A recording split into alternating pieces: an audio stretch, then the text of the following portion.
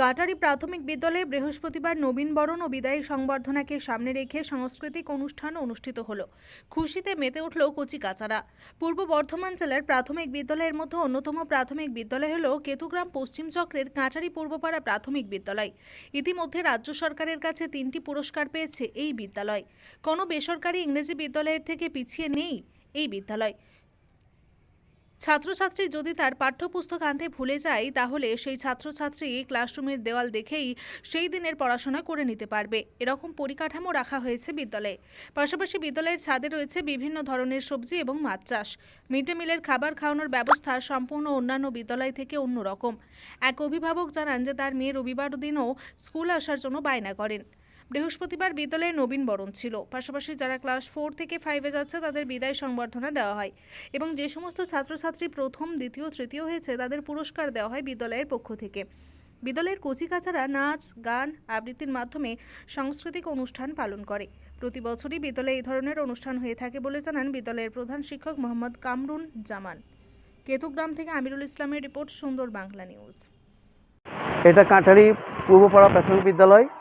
আজকের কর্মসূচি আছে নবীনবরণ, 4 থেকে যারা 5-এ যাবে তাদের বিদায় সম্বর্ধনা এবং পুরস্কার বিতরণী। যারা প্রথম, দ্বিতীয়, তৃতীয় স্থান অধিকার করেছে তাদেরকে পুরস্কার দেওয়া হবে। জেলায় আপনার স্কুলে বেশ কয়েকবার নাম করেছে, স্কুল সম্বন্ধে একটু কিছু বলতেন।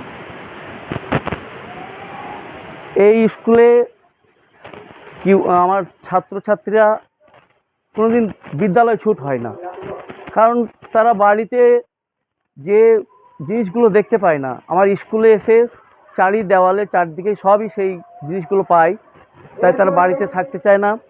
এবং অভিভাবকরা বলে যে আপনি স্কুলে এত সুন্দর করেছেন যে বাড়িতে ছেলেগুলো থাকতেই চায় না, সবসময় বলে স্কুলেই যাবো, স্কুলে যাবো। আপনার সবজিও রয়েছে,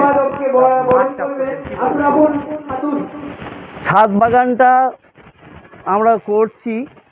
এই ছাদ বাগান করে আমরা উৎকর্ষ পুরস্কার পেয়েছি। মাছ চাষটা সব কিছুই আমার কল্পনাপ্রসূত। শিক্ষক মশাইদেরকে বললাম এইভাবে করো, ওরা সম্মতি দিয়েছে। ওদের সম্মতি ছাড়া তো কিছু হবে না, সব শিক্ষককে নিয়েই করতে হবে। বর্তমানে ছাত্রছাত্রী মিলে 213 জন। আগামীতে কি ইচ্ছা রয়েছে? আগামীতে ইচ্ছা আছে যে আমি এই যেগুলো করছি এগুলো যেন ধরে রাখতে পারি এবং আমার চলে যাওয়ার পর শিক্ষক মশাইদেরকেও বলে যাবো যেন এই জিনিসটা ওরা ধরে রাখে, এই সম্মানটা যেন অক্ষুণ্ণ রাখে। আপনার নাম বলবেন? আমি মোহাম্মদ কামরুজ্জামান, কাটিয়া পূর্বপাড়া প্রাথমিক বিদ্যালয়ের প্রধান শিক্ষক।